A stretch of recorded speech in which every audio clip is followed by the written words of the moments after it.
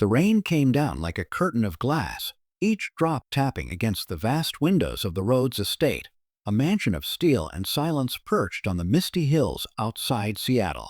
The house stood still, its reflections muted and gray, like a body that had forgotten how to breathe. Inside, Alexander Rhodes sat before the floor-to-ceiling window, a cup of untouched coffee cooling beside him. His eyes followed the trail of rain down the glass, the same way they had for the past 3 years, in stillness, without purpose. His once brilliant mind, the one that built empires of technology, that coded the systems the world now lived by, now sat idle, haunted by one face he could never forget. Eleanor. Her laughter used to fill this place. Her sketches still hung on the walls, light pencil strokes of people, cities, skies. She'd believed beauty could be found anywhere. Now the house was full of her ghosts. He never had the heart to take them down. A soft knock echoed through the hall. Alexander didn't move. The housekeeper, Mrs. Green, a kind woman in her 50s who'd worked for him since college, entered the room hesitantly. "Sir," she said quietly, "the new maid's arrived. Should I send her away because of the weather?" Alexander's reply was dry, barely above a whisper. "She came all this way. Let her in." Mrs. Green nodded, relief in her eyes. It had been months since he'd agreed to see anyone new. Moments later, the main doors opened, letting in a gust of cold air, and a young woman, dripping from the rain but holding her head high. Mia Alvarez. She clutched a small duffel bag to her chest, hair damp, a few strands sticking to her cheeks. Her clothes were plain, shoes muddy, but her eyes, a deep, storm-lit brown, carried something different. Not pity, not fear. Something human. "Mr. Rhodes?" she said softly when she saw him, unsure if she was allowed to speak. He didn't answer, only turned slightly in his chair. The silence stretched between them until she added, "I'm sorry to disturb you. Mrs. Green said I should come today." He gestured vaguely toward the hall. "Mrs. Green will explain your duties. Stay out of the West Wing." That was all. No welcome, no warmth, just those few words. Mia nodded. "Yes, sir." She followed Mrs. Green away, her footsteps echoing on the marble floors. As they disappeared up the staircase, Alexander turned back to the window, staring into the rain as if trying to see something or someone that wasn't there. The mansion's interior was a world of contrasts, cold glass and warm memories. Every corner held a fragment of Eleanor's touch, a painting, a plant now long dead, a music stand with yellowed sheets of notes. Dust had settled on everything except the places Mrs. Green quietly maintained, and even she avoided the locked West Wing. In the evening, Mia returned to the main hallway with a bucket and mop, beginning her first task. The silence unnerved her. Even her breathing felt too loud here. From a far room came the faintest sound, a single note from a piano, struck by accident or memory. It sent a chill down her spine. She turned toward the sound and saw a half-open door at the end of the corridor. Curiosity pulled her closer. Inside was a grand piano, covered with a thin layer of dust, a single framed photograph on top, a woman smiling with wind-tossed hair, sunlight caught in her eyes. Eleanor Rhodes. Before Mia could step further inside, a deep voice broke the air. "Don't touch that." She froze. Alexander stood in the doorway, his expression unreadable, but there was a flicker in his eyes, something raw and unguarded. I'm sorry," Mia stammered. "I was just cleaning." "That room doesn't need cleaning," he said sharply, then added more quietly, "Not yet." The silence after that felt heavier than before. He turned and walked away, his reflection stretching and dissolving in the glass walls as he went. Mia watched him go, her chest tight with something she couldn't explain, sadness for a stranger she'd just met. That night, after Mrs. Green retired and the rain eased into mist, Mia stood by the window of her small guest room. From where she stood, she could see Alexander in his study, still facing the endless city lights below. He hadn't moved for hours, and for reasons she couldn't name, she whispered softly to herself, "Maybe this house isn't the only one that forgot how to breathe." Morning light crept slowly through the glass walls of the Rhodes mansion, soft, hesitant, almost afraid to touch the cold surfaces. The rain had stopped sometime before dawn, leaving the world washed and quiet. Mia Alvarez stood in the kitchen, steam rising from a kettle as she poured tea for Mrs. Green. It was her second day, and already she had begun to understand the rhythm of this house, or rather, the lack of one. There was no laughter, no music, no footsteps, but her own. Every sound seemed to echo too loudly, as if the house was listening and remembering. Mrs. Green watched her with kind but tired eyes. "You'll get used to it," she said, wrapping her hands around the warm mug. "This house has been like this ever since." She stopped herself, glancing toward the hallway. "Well, since the accident," Mia nodded. She didn't ask further. She'd read about Alexander Rhodes, the philanthropist artist who died in a plane crash returning from a charity exhibit. It was front-page news back then. But seeing the aftermath up close was different. You could feel it here, in the air, in the walls, in the man who lived like a shadow among his own achievements. That afternoon, Mia moved quietly through the gallery hall, polishing frames and rearranging small things that hadn't been touched in months. The place was beautiful in an almost tragic way, all glass and clean lines, reflecting nothing but emptiness.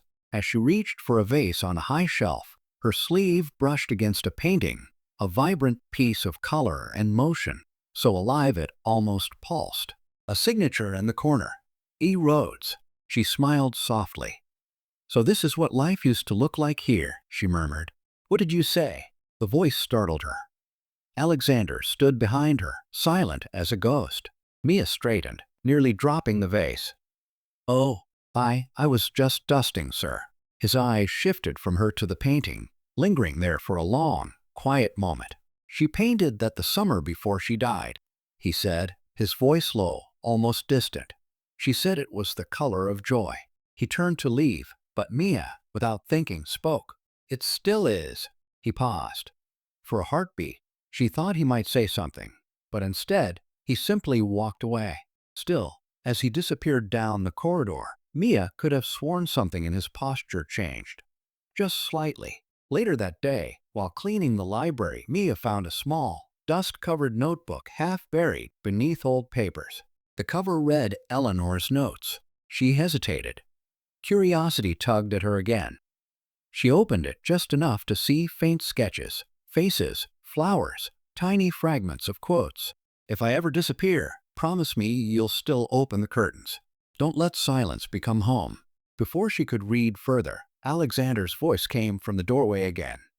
"You like looking where you shouldn't." Her heart jumped. She shut the notebook at once.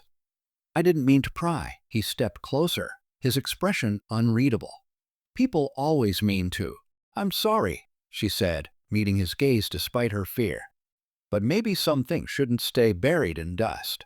That silence again, the kind that filled a room like water. Then, surprisingly, he said quietly, "You should go get some air. There's a garden out back. Mrs. Green will show you." It wasn't an apology, but it wasn't anger either. The back garden was wild and overgrown, nature reclaiming what had been forgotten. The air smelled of wet earth and pine.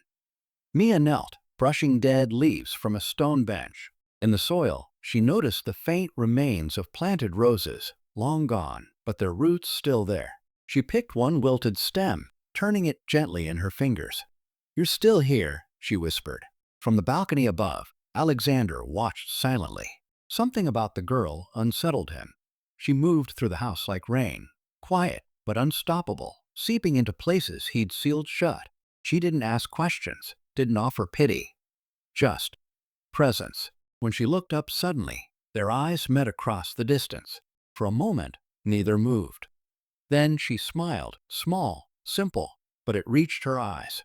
And for the first time in years, he didn't look away first. That night, as darkness fell again, and the rain returned in soft whispers against the glass, Mia passed through the main hall with a stack of folded linens.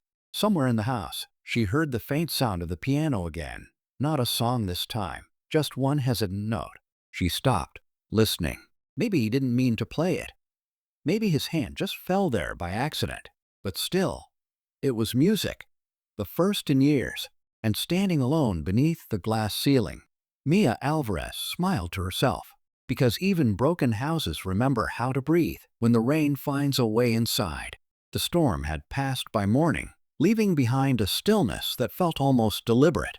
The Rhodes mansion glimmered under a pale sunlight that tried to pierce its glass walls, as if testing whether the house was ready to feel warmth again. Mia Alvarez moved carefully through the living room, her steps soft against the polished floor. The silence today was different, not heavy, just expectant. She didn't know why. When she reached the grand staircase, she paused. Somewhere in the distance, faint but unmistakable, she heard a few soft piano notes. Not a melody, just scattered, uncertain sounds, like someone remembering how to speak after a long silence. She followed the sound, her heart beating faster with each step. Through the half-open door of the music room, she saw him, Alexander Rhodes, seated at the piano, fingers hovering over the keys. His posture was tense, hesitant, as though afraid the instrument might reject him. Dust floated through the morning light, catching in the air like ghosts of forgotten songs. He pressed another note, soft, careful, and then stopped. Mia stood quietly at the doorway, not daring to interrupt, but her small gasp gave her away. He looked up. Their eyes met. "I didn't mean to intrude," she said quickly. "You didn't," he replied, though his tone was unreadable. The sound just slipped out. Mia stepped closer, drawn in despite herself. "It's beautiful," she whispered. He almost smiled, but the expression faded before it could form. "It used to be." She looked around the room. Photos, old sheet music, an empty chair beside the piano. Everything still arranged as if waiting for someone to return. "This was her room, wasn't it?" she asked gently. Alexander nodded. "Eleanor could make this piano breathe. When she played, you could feel the whole house listening." He traced the edge of a key with his fingertip. She believed every note was a heartbeat. After the crash, I couldn't hear it anymore. Mia hesitated, her voice barely above a whisper. "Maybe the piano forgot how to sing because you stopped listening." He turned his gaze toward her, not angry, but surprised by her boldness. "You're not afraid to speak your mind, are you?" "Someone once told me silence can be cruel," she said softly, "especially when it's used to punish the living." Alexander's jaw tightened. The air between them grew heavy again, but instead of leaving, he motioned toward the piano. "Do you play?" She shook her head. "No, but my father did. I used to sit beside him when he played, just to feel the vibrations under my hand. It made the world seem softer." He studied her for a moment, then pushed back the piano bench slightly. "Sit." Her eyes widened. "What?" "Here," he said, gesturing again. "If you want to know how this piano breathes, you'll have to feel it for yourself." Mia hesitated, then slowly sat beside him. The scent of rain still clung to her hair. Their shoulders brushed, a brief, quiet contact that neither acknowledged. He pressed one key gently. The sound was soft, trembling, but alive. "Do you feel that?" he asked. She nodded. "It's like the note is still echoing inside me." "That's what she used to say," he murmured, almost to himself. "That music doesn't stop when the sound ends. It just moves into the walls, the air, and the people." For a few moments, neither spoke. They sat there, listening to the fading hum of the piano, surrounded by sunlight and ghosts. Then Mia said quietly, "Maybe it's time to let it play again." He looked at her, really looked this time, and for the first time since she arrived, his eyes weren't distant. There was pain, yes, but beneath it, something fragile, something human. That night, long after Mia had gone to her room, Alexander returned to the piano alone. He sat there for hours, staring at the keys. His fingers trembled, but he began to play, one note, then another. The melody was broken, uneven, but it was something. In the corridor above, Mia heard it.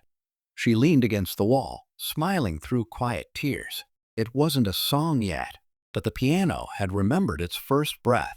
The following days unfolded like fragile pages turning after years of being sealed shut.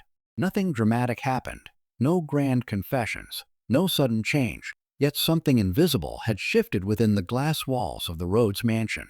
It began with sound, the rhythmic hum of the espresso machine in the morning, the faint clink of silverware at breakfast, a door left open just enough for sunlight to spill through. And once, when Mia passed the music room, she thought she heard a soft humming, a low, unsure tune drifting through the half-open door. Alexander was at the piano again. She didn't interrupt this time. She just stood quietly, a smile tugging at her lips as he played something half-forgotten, half-new. It was enough. That evening, rain gathered again over the city. The sky turned silver-gray, heavy and beautiful, the kind of weather that always made the world feel softer, lonelier. Mia sat near the large kitchen window, polishing silver trays that hadn't been used in years. Outside, the trees bent with the wind. Inside, the fire flickered gently. Mrs. Green entered, carrying folded linens. "You're still working?" Mia smiled. "I like the quiet." Mrs. Green looked at her knowingly. "That's a dangerous thing to like in this house." Mia laughed softly, then grew thoughtful. "Has he always been like this?" The older woman sighed. "No. Before the crash, he was all light and motion, brilliant, stubborn, too ambitious for his own good. But he laughed easily. When Eleanor was alive, the house felt alive too. After she died, it was like someone pulled the air out of these walls." She hesitated, then added gently, "You're the first person who's made him talk again, even a little." Mia blinked, surprised. "Me?" Mrs. Green smiled faintly. "Don't underestimate what kindness can do, dear. Sometimes it's louder than words." Later that night, thunder rolled across the sky, shaking the glass walls. The rain returned in sheets, fierce and unrelenting. Mia stood by her window, hugging her shawl close. Lightning illuminated the city below, glowing towers drowned in mist. She loved and feared storms in equal measure. They reminded her of home, of nights spent in a leaky apartment with her mother, counting the seconds between lightning and thunder to guess how far away it was. A flash tore across the sky. Then, darkness. The lights in the mansion went out. "Great?" Mia muttered, fumbling for her phone. The screen's glow barely lit her path as she stepped into the hallway. Somewhere in the distance, she heard movement, slow, deliberate. A voice echoed faintly. "Mia?" She turned toward the sound. "Mr. Rhodes?" He appeared at the end of the corridor, a candle flickering in his hand. "The generator's out. Happens sometimes when the storm's this strong. I'll help find the fuse box," she offered instinctively. He almost smiled. "You don't even know where it is." She shrugged. "Then I'll help hold the candle." They moved together through the hallways, their shadows dancing across the glass. The storm outside howled, lightning casting wild reflections that made it seem as though ghosts were moving through the walls. In the kitchen, Alexander set the candle on the counter, its light warm and trembling. "We'll wait it out," he said. "No point in fighting the storm." Mia leaned against the counter, watching him. "You really don't like storms, do you?" He didn't answer right away. Then, quietly, "The night she died, it rained like this." Her heart sank. "I'm sorry." He gave a small, weary smile. "Don't be. You didn't make it rain." They stood in silence for a long moment. Then Mia noticed the piano in the corner of the adjacent room, dimly visible through the candlelight. "Play something," she said softly. He shook his head. "Not tonight." "Maybe tonight's exactly when you should." Her tone wasn't demanding. It was gentle, a whisper beneath the storm. And somehow, it reached him. Alexander stared at the candle for a long time.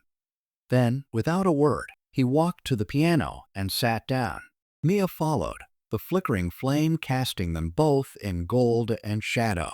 He pressed the first key, hesitant, trembling. The sound filled the room, fragile and pure.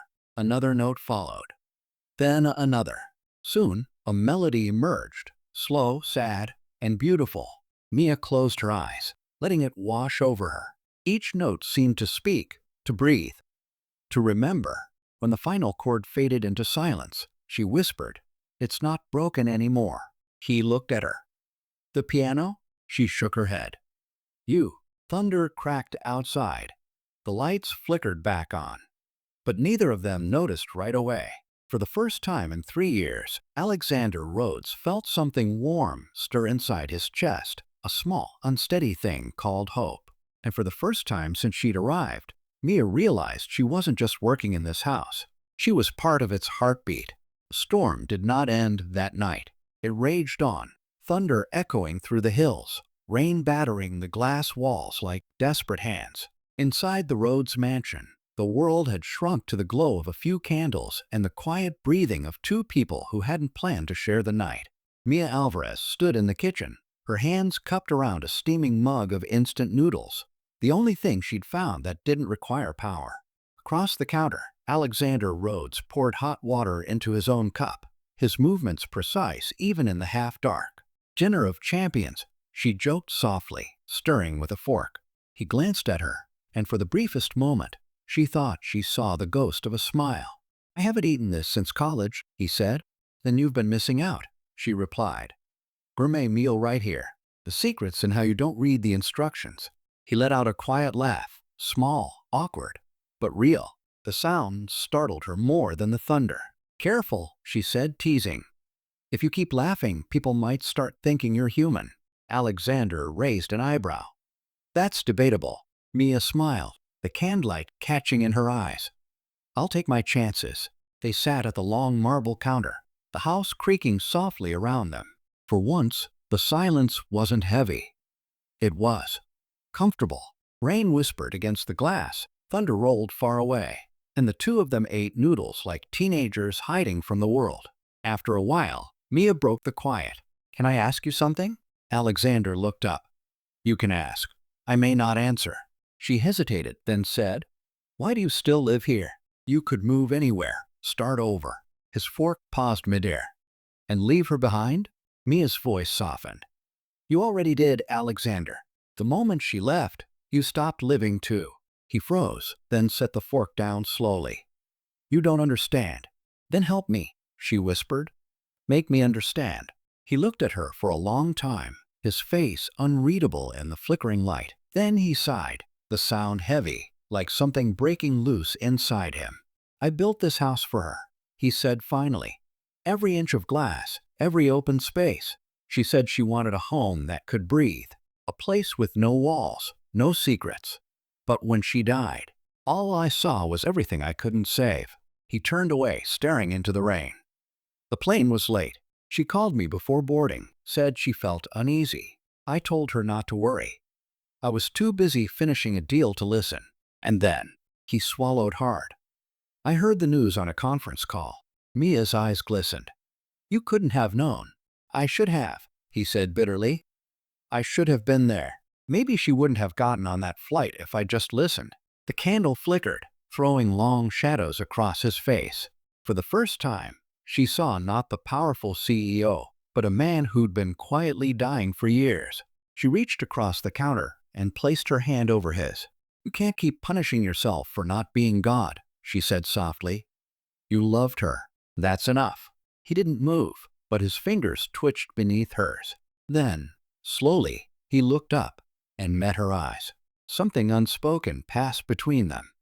Not romance, not yet. Just recognition. The quiet ache of two people who knew what it meant to lose something they could never replace. Hours passed. The storm softened to a whisper. They moved to the living room, candles glowing like tiny suns in the dark. Alexander sat on the couch, the piano behind him silent once more. Mia curled up on the other end, wrapped in a blanket that smelled faintly of cedar.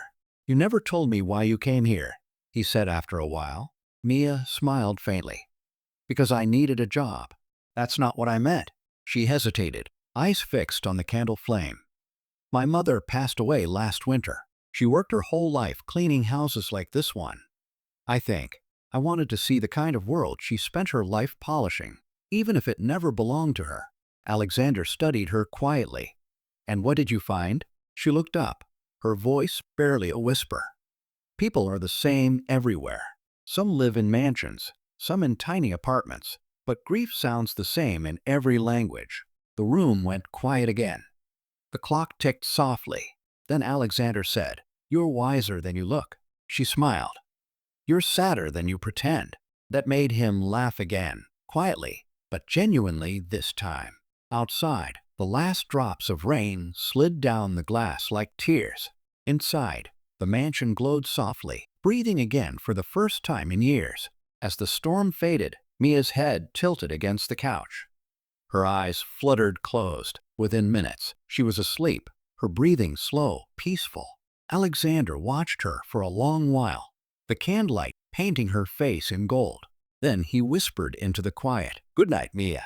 It was the first time he'd said her name with warmth, and when he blew out the candle, the house, that house of glass and ghosts, seemed to exhale too.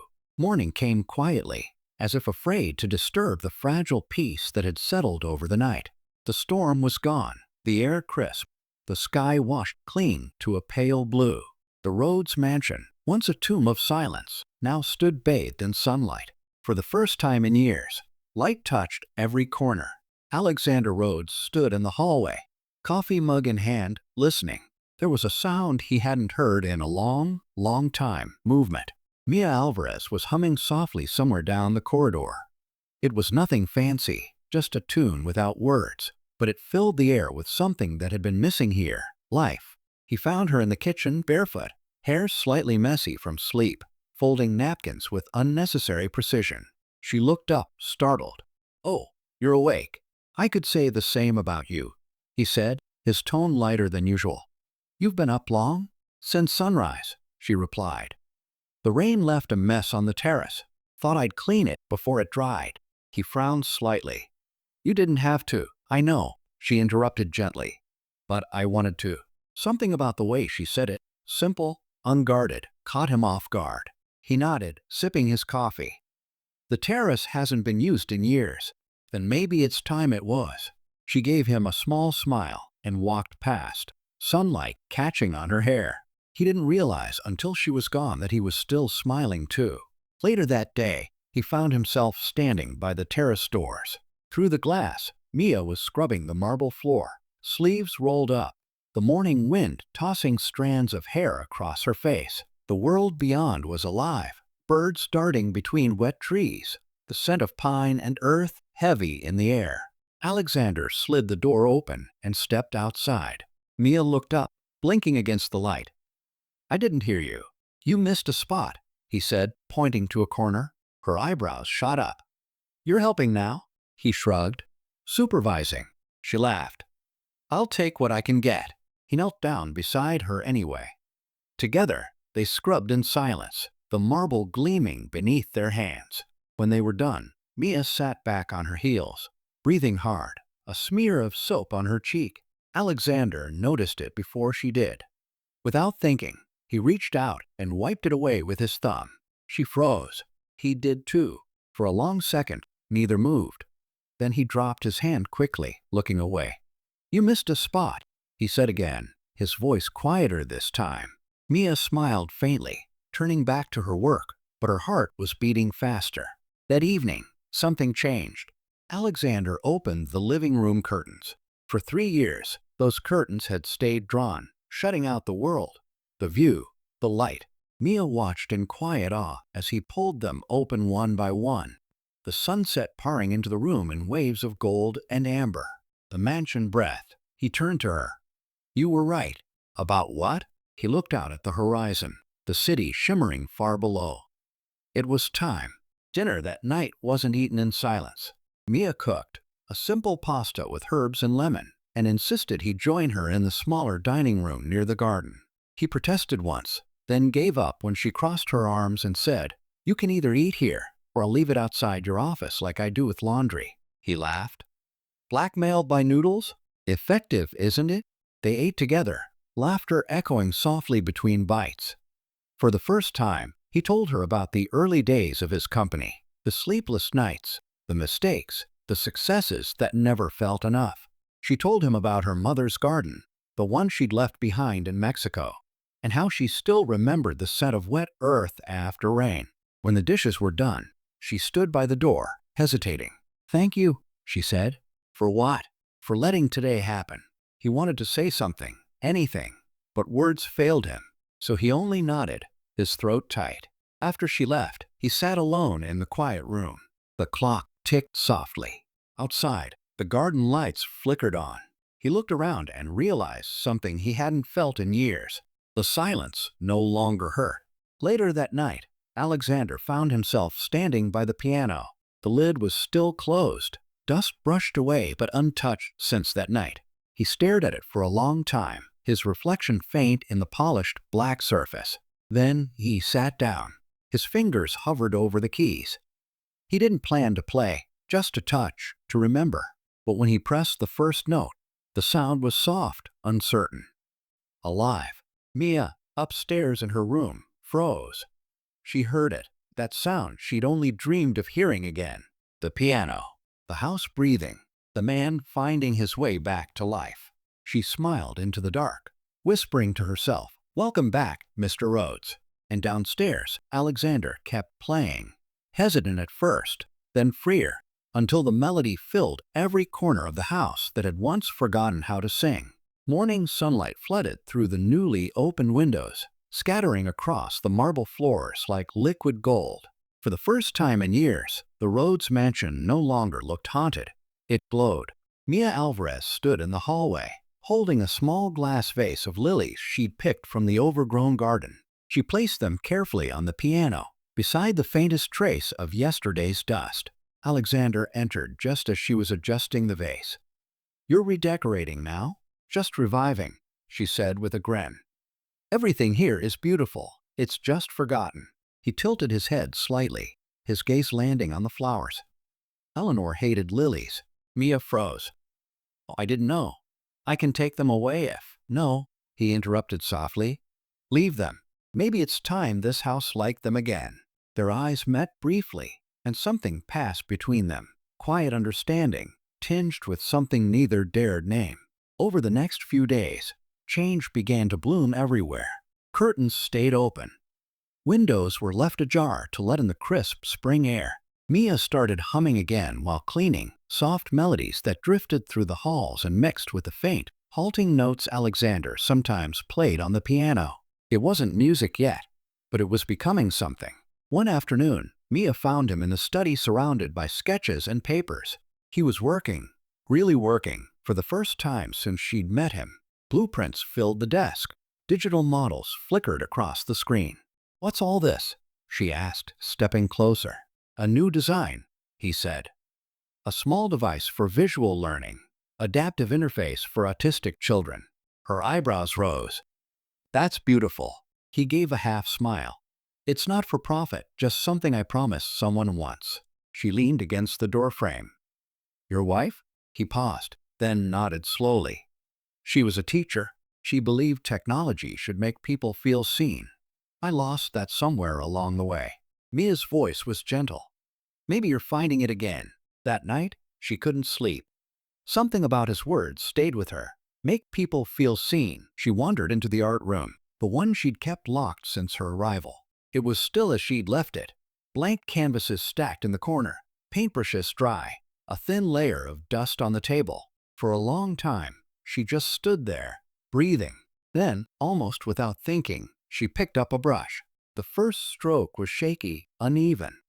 But as she moved, something inside her loosened. Color began to bloom across the canvas. Sunlight, rain, the shimmer of glass.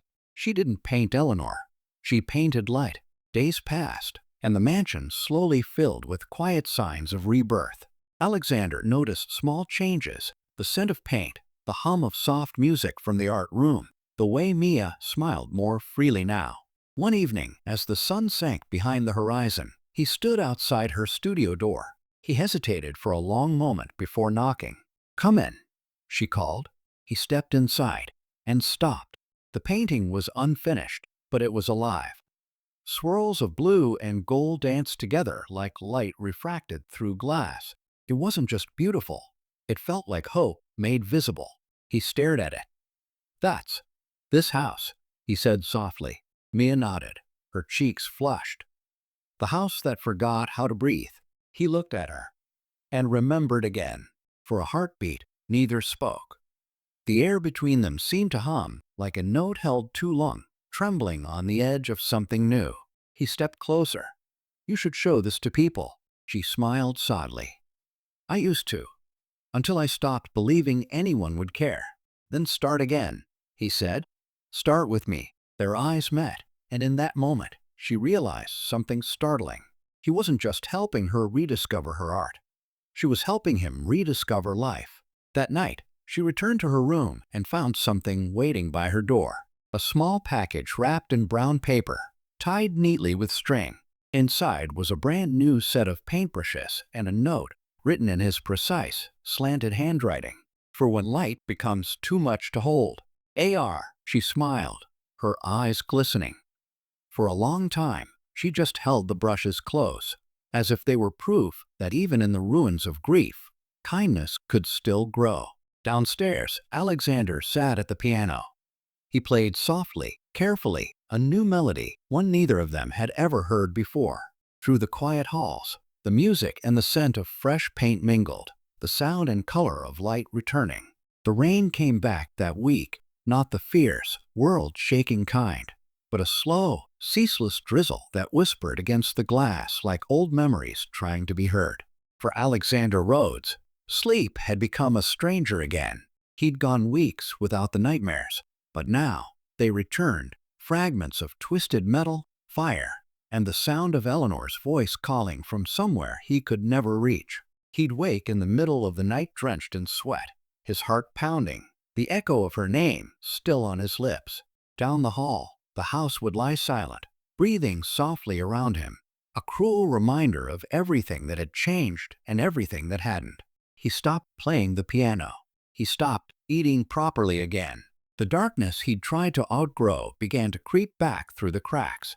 One night, unable to stand it anymore, Alexander wandered into the art room. Mia's paintings lined the walls now, landscapes, moments, light captured in impossible colors.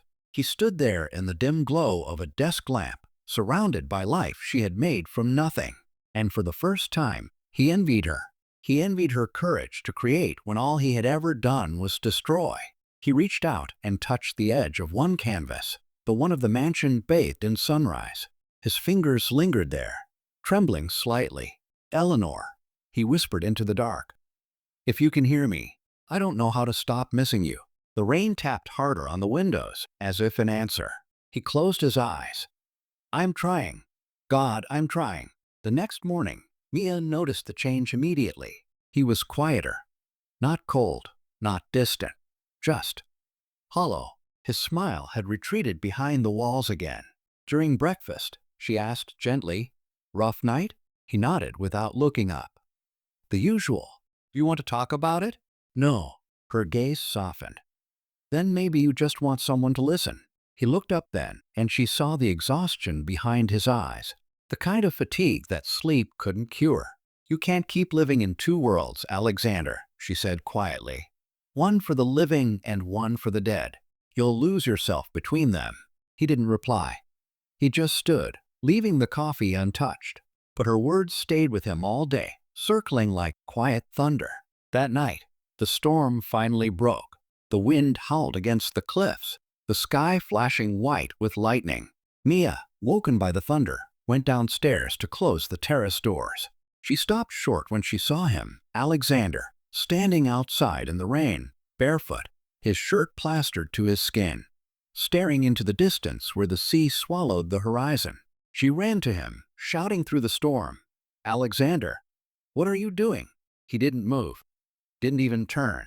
"The crash site was over there," he said, his voice calm, too calm. "Somewhere beyond those cliffs. The ocean swallowed what was left." They never found her ring. Mia's heart broke at the emptiness in his tone. "You shouldn't be out here," she cried. "I should have been there," he whispered. "If I had just gone with her." She grabbed his arm. "Stop. You can't change the past." He turned to her then, eyes burning, rain running down his face like tears. "I killed her, Mia. You don't understand." "No," she shouted, her voice cracking. "You don't get to say that. You don't get to decide what God already forgave." Lightning flashed, lighting them both in stark white. For a moment, everything, the wind, the sea, their breath, seemed to stop. Mia stepped closer, her voice trembling but steady. "You keep standing in the wreckage, waiting for it to hurt less. But grief doesn't fade when you feed it, Alexander. It only grows hungrier." He stared at her, chest rising and falling. her words cutting through the noise like the one thing he'd refused to hear. "What do I do then?" he whispered. She reached up, pressing a trembling hand to his chest. "Then love someone who's still here." The world went silent. Rain poured between them, thunder rolling somewhere far away. But for that single heartbeat, all he could see was her. The storm didn't stop, but something inside him finally broke open, not into pieces this time, but into release. He took a shaking breath. Then another. His hand closed around hers, cold and desperate. And for the first time in years, Alexander Rhodes cried. Later, they sat on the floor just inside the terrace doors, soaked and shivering, wrapped in a single blanket. Neither spoke. The storm faded slowly, leaving behind the soft rhythm of rain against glass. Mia rested her head against his shoulder. His hand still trembled, but it no longer felt like he was holding on to pain, just to her. "Thank you," he murmured. "For what?" "For not leaving me there." She smiled faintly. "I wasn't going to let you drown." He looked at her then, really looked, and something changed in his eyes. It wasn't sudden or loud. It was quiet, fragile, and terrifyingly real. He whispered, almost to himself, "Then love someone who's still here." Mia didn't answer. She didn't need to, because for the first time, he finally understood what those words meant. The morning after the storm was unnaturally still. No thunder, no rain, just the quiet drip of water from the eaves and the soft hum of wind through wet leaves. The sea below shimmered like liquid glass, silver under a washed-out sky. Inside, the mansion smelled faintly of rain and warmth, coffee brewing, the ghost of candle wax in the air. Mia Alvarez moved quietly through the kitchen, barefoot, hair still damp from the night before. The house was waking slowly, as if unsure whether it was safe to breathe again. She poured 2 cups of coffee, hesitated for a moment, and carried one down the hall. Alexander was in the living room, sitting by the piano. His shirt clung slightly to his shoulders, his eyes shadowed from sleeplessness. And yet, something in his posture was different. Lighter. He looked up when she entered. "You made coffee?" "I owed you," she said softly. "You made dinner last time." He accepted the mug with a faint smile, fingers brushing hers for the briefest moment. A warmth passed between them, small, real, grounding.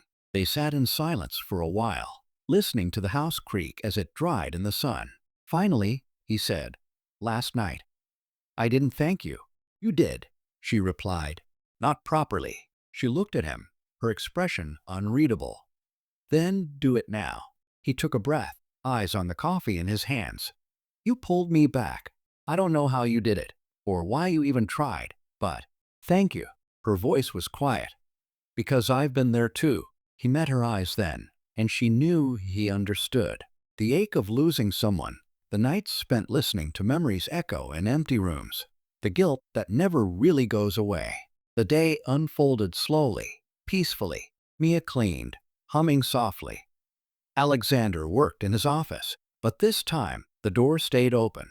The soft murmur of her song drifted in, the same tune she used to hum months ago when the house was still heavy with silence. He caught himself listening, not to the melody itself, but to the fact that it existed. When evening came, he found her on the terrace, sitting cross-legged near the railing, sketching something in a worn notebook. The sun was setting, a slow fire melting into the horizon. He leaned against the doorway. "You're working again?" She smiled without looking up. "Trying to. The light's perfect right now." "What are you drawing?" She hesitated, then turned the notebook toward him. It was him, but not the man she'd first met. Not the cold, stone-faced figure lost in grief. This sketch showed a man looking out over the ocean, rain on his shoulders, the faintest trace of peace in his eyes. He stared at it for a long time, emotion flickering across his face. "That's not me," he murmured. "It could be," she said. "It's who you're becoming." For the first time, he didn't argue. That night, they ate dinner together again, not because it was planned, but because neither wanted to eat alone. The house glowed with soft amber light, rain still dripping from the trees outside. She told him about her mother's favorite lullaby. He told her about the first code he ever wrote, and how Eleanor had stayed up all night testing it with him because sleep was for mortals. When he laughed at the memory, it didn't sound broken anymore. Later, she rose to leave, but he stopped her at the door. "Mia." She turned. He hesitated, then said quietly, "You told me to love someone who's still here. I've been thinking about what that means." She smiled gently. "It doesn't have to mean me, Alexander." "I know," he said. "But maybe it starts with you." The words hung there, soft, uncertain, real. He didn't move closer, didn't reach for her. He just looked at her the way a man looks at sunlight after a long winter, cautiously, gratefully. She didn't reply. She only smiled, her eyes bright with something too complicated for words. And in that silence, full and alive, everything was understood. Later that night, when the house was still, Alexander sat at the piano again. He played softly, the melody slow and deliberate, like a man relearning how to speak. Upstairs, Mia lay in bed, eyes closed, listening. Each note carried a story, grief, memory, and something new, warmth. She smiled, whispering to herself, "He's learning to live again." And downstairs, Alexander's fingers moved with quiet grace, each chord echoing through the house that had once forgotten how to breathe. Now, it sang. The sun rose quietly over the sound, a pale gold ribbon stretching across the water. For the first time in years, the light reached every corner of the glass mansion. No shadows lingering, no rooms closed off. Mia stood in the kitchen, her hands wrapped around a mug of tea. Steam rose in soft spirals, drifting toward the skylight. Outside, the garden was damp and shining, wildflowers heavy with dew. Alexander appeared at the doorway, barefoot, hair tousled, eyes softened by the kind of peace that only comes after a long storm. "You're up early," she said, smiling faintly. He nodded.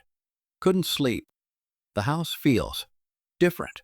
"It does," she agreed, "like it's finally breathing again." He came to stand beside her, their shoulders almost touching as they looked out at the sea. The morning air carried the faint scent of salt and pine, and far below, the waves whispered against the cliffs. There was no grand declaration, no music swelling in the background. Just quiet, honest, steady quiet. "I kept hearing it last night," he said softly. "That song, the one you used to hum." She glanced at him. "You played it." He nodded, a small smile ghosting his lips. "I think I needed to." They both stood in that silence for a long time, letting the sound of life, gulls, wind, water, fill the spaces where grief used to live. Later, they walked down to the beach.